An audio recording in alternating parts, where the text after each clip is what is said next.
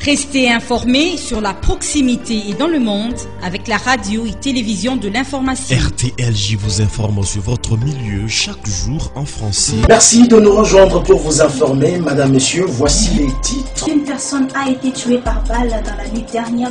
À la une de l'actualité, la République de et en langue nationale. Lingala. Assalamu alaikum warahmatullahi wabarakatuh. Bismillahir rahmanir rahim. Alhamdulillah. Olembo tena ba polier, ba FARDC, ba JIR, ba PCR. N'impact pas idéologie. Swahili Katangais. Ba fani ya jua télévision, tunamila mukia, tunapika merci. Anarudia tena. Kiluba et Kikongo. Vous informer est une autre façon de vivre avec vous. Radio Télé Lubumbashi Djoua, nous sommes au centre de vos quotidiens.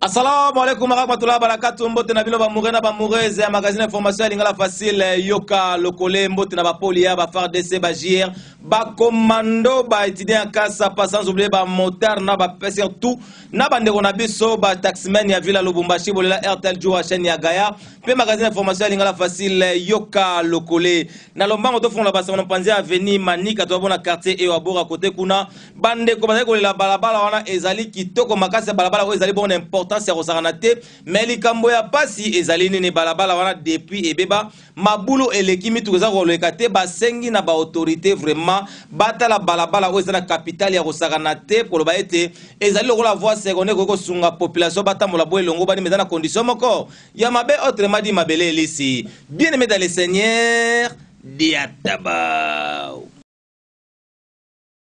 Tolobela bandeko ba bolingo toza na avenue Manika na quartier Ewabora bandeko ba bolingo eza avenue oyo ezomema batuti na de la Roachi kasi problème eza nini avenue eza ya kobeba fort kasi total pe makambo etali courant mawa trop bango courant ezala kaka te soki ekena tango veut dire il fait zonga na ba 40 koto même likambo ya mai mawa trop mai eza pas si fort ba pompe ezala ka ebelete maya mabulunde batoroma ko salela po neti te sauvetage ba loba te bazwa zéro tige problème la biso eza balabala oyo eza balabala moko eza mulazo bina radem problème mususu eza na courant ya liboso na eza balabala parce que tozomona ba mutezi zokomaka partir radem po balabala eza muke mais soki balabala ba bongisi yango ekomi bimia na mama sifa mutezi kuna kozala te kimia pe kozala pe biso tanto zotamula na période ya mbula na ba moto boye zo compliqué biso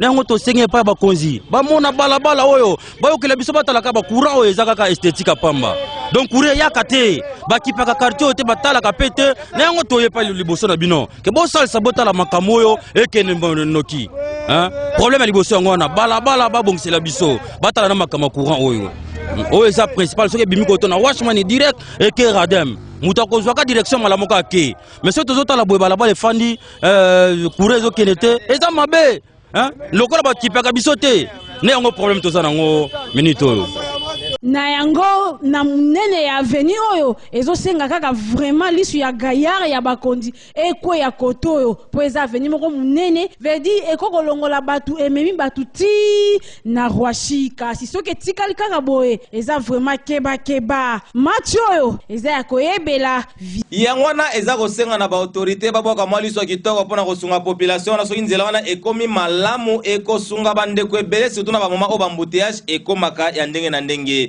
lokole ebetelaki masolo ya checking medical parce que bandeko ebele tellement bete eleki makasi bakoma kobanga okende bongo na ba hôpitaux ya ndenge na ndenge mpona kosala bongo mwa checking ayeba ete ya santé na yeme babosani ete mutu tu na kati ya mokili oyo azala mwa maladi moko boye ebatamaka na katemene bien aimé dans le Seigneur diataba.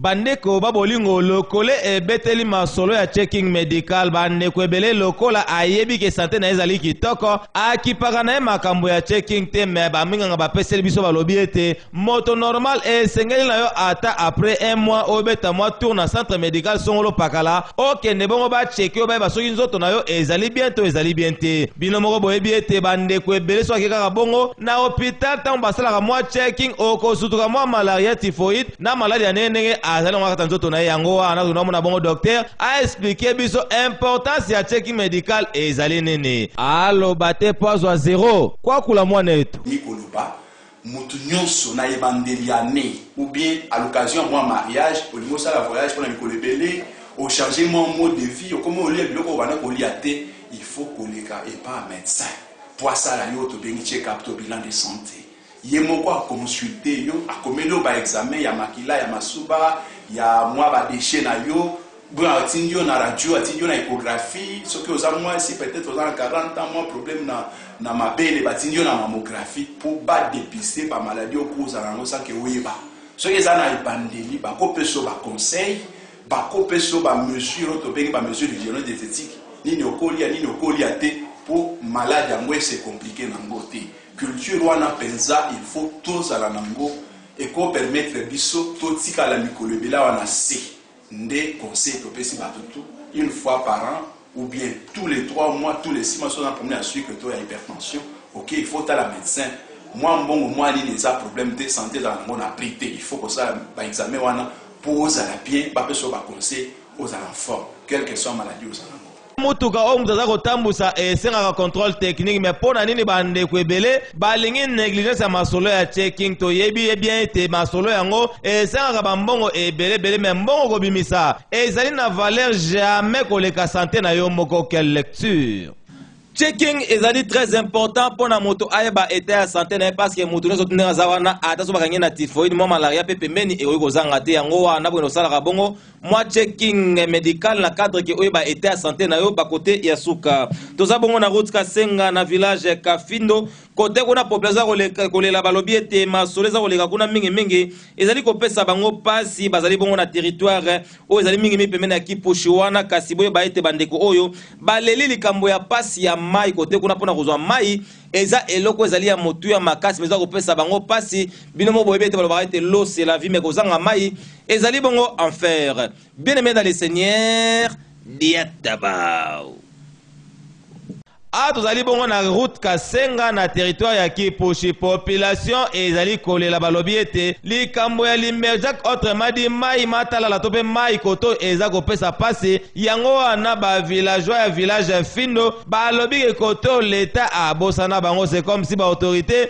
ba betaka bango kara ya kosakana te tozali bongo na 40 km na territoire ya Kasenga et puis likambo ya Wenze koto eza kopesa bango pasi kolia na bango e komi na ndenge ya bulu eke balobaka mai ezali bomo ya moto me koto population mai eza kozala te epi libumu ya nzala ezangisaka bomoto na yango me koto likambo ya Wenze eza kopesa bango pasi RDC soki nzambe te bijika twikisha totika masolo ya route Kasenga tokende na lombango epai ya baagent environnement bazali kolela basaki soulèvement monene balobi ete secrétaire général la bona Kinshasa la capitale azaro compliqué bango batindelaki bango mbongo ebele 16 millions kasinde kwana secrétaire général ayebaki bongo benda 11 millions na compte na yemoko personnel to pe 60% ya mbongo oya rétrocession bandeko ya environnement na province ya Haut-Katanga. Bien aimé dans les seigneurs diatabao bandeko babolingo baja ya environnement basalaki soulèvement monene mokolo ya mercredi le 25 septembre pona masolo ya rétrocession binomo webi ete ministère ya environnement bazwaka bongo mbongo uta na Kinshasa la capitale c'est-à-dire za na valeur ya 10% batikala bongo na 5% pas 5% mususu ekendaka bongo epai ya bandeko na biso ya DGRAD kasi likambo ya pasi ezali nini na 16 millions na batindelaka bango secrétaire général na Kinshasa la capitale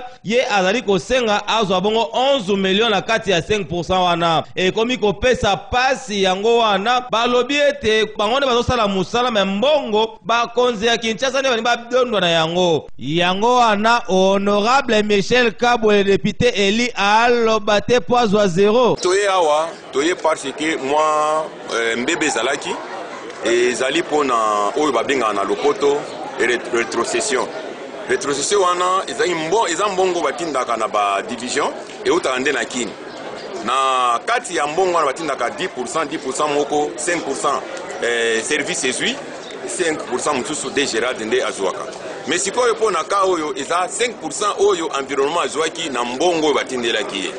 Na mbongo wana 5% secrétaire général oyo aza secrétaire général ya environnement à niveau ya Kinshasa azo exiger na bakonzio ya division ya awa na Okatanga bazongisela ye 60% ya mbongo wana. Donc mbongo wana ezonga na kina ti bazongisile mbongo bazongi 16 millions et plus ya francs na 16 millions wana secrétaire général exigé batindela ye 11 millions na 11 millions 400 na 16 millions. Donc environnement local bango batikala na mbongo mike wana. Imaginez baja bazawa baza plus de 400 agents. Na kati ba 400 agents wana eza na 80% ba oyo batushaka te bazo vivre kaka na prime wana. Mais secrétaire général azo touché azana ba prime na ye na prime oyo bazo tinda ye azana ya ye. Mais na prime batinda kiawa alingi bazongisele lisusu 11 millions. Écoute aussi bazongisele. Yango wana omoni baja batombo kiawa baboyi kozwa mbongo wana balobi te tozwa mbongo oyo te tolingi kaka so 100% na biso ezalawa. Après musala au service ya environnement et salaka kotoyo pona masolo ya rétrocession secrétaire général et ministre environnement Aza Kosenga ba pesa 60% ya rétrocession basela ka bandeko ya environnement ya Okatanga. Oye kotika la wana bakozwa bakokabola yango ndenge nini biomvika. Tozali na état de droit eza kosenga mingi ba autorité na biso ba s'impliquer na dossier o pona kosunga ba agent l'état waza ko kemba mbongo malonga emona na raté même mbongo wana ezali bongo mo ba prime ba futa ka bongo kasinde kwana individu alingi asakapare na mbongo ya l'état. Tozo continuer magazine information ya lingala facile yoka lokoleto ko ya bongo na village na kombo ya munama côté kuna balobi population bazali kolela ba sengi était vraiment na ba autorité na biso ba s'impliquer parce que bambila ba komi ko botola ba terrain côté kabilanga bandeko ya village côté kuna eza ko pesa bango pasi na motema ba yebite ba kolelela nani. Bien aimé dans le Seigneur diatabao bandeko babolingo azali bongo na commune annexe na quartier muna Marcelil Malombwe ba villageois koto bazali kolela balobi ete bambila moko boye basali lisebo sangani kokotela bango koto ko bana koteka ka batere ko kabolela bato or ezali esika basala bilanga depuis kalamba yango wana to mituni ba militaire o baza koya koto ba komi bato ya cadastre o tonine ba misusu balobi ete baza koyeba origine na bango te misupe balobi c'est comme si baza ko travailler en collaboration na bandeko oya cadastre bango moko balo bate po bazwa zéro.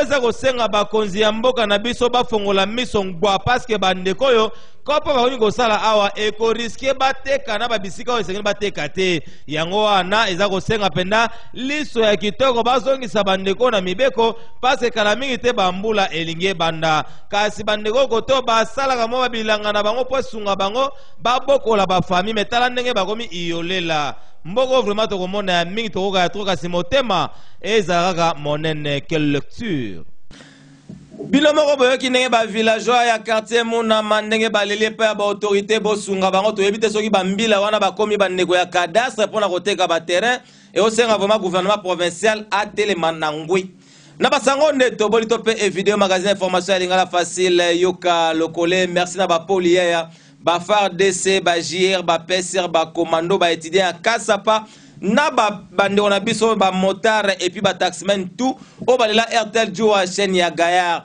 chaîne ya honorable ya Pembe Maboko Pembe Motema Pembe leader de l'air leader politicien compétent infatigable na moku CPCI.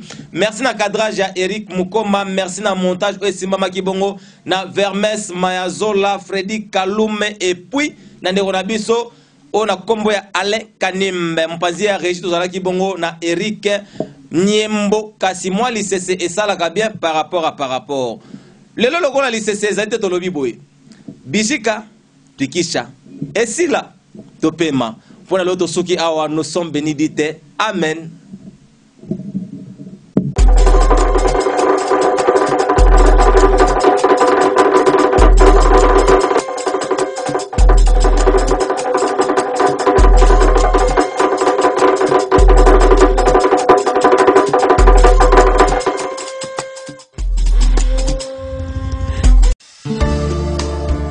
Restez informés sur la proximité et dans le monde avec la radio et télévision de l'information. RTLJ vous informe sur votre milieu chaque jour en français. Merci de nous rejoindre pour vous informer. Madame, Monsieur, voici les titres. Une personne a été tuée par balle dans la nuit dernière. À la une de l'actualité, la République démocratique. Et en langue nationale. Lingala. Assalamu alaikum wa rahmatullahi wa barakatuh. Bismillah ar-Rahman ar-Rahim. Alhamdulillah. Kole mbote na bapoli ya ba FARDC ba JIR ba PCR. N'impacte pas idéologie. Swahili Katangais. Bafani ya jua télévision, tunamila mukia, tunapika merci. Anarudia tena. Kiluba. Et Kikongo. Vous informer est une autre façon de vivre avec vous. Radio Télé Lubumbashi Djoua. Nous sommes au centre de vos quotidiens.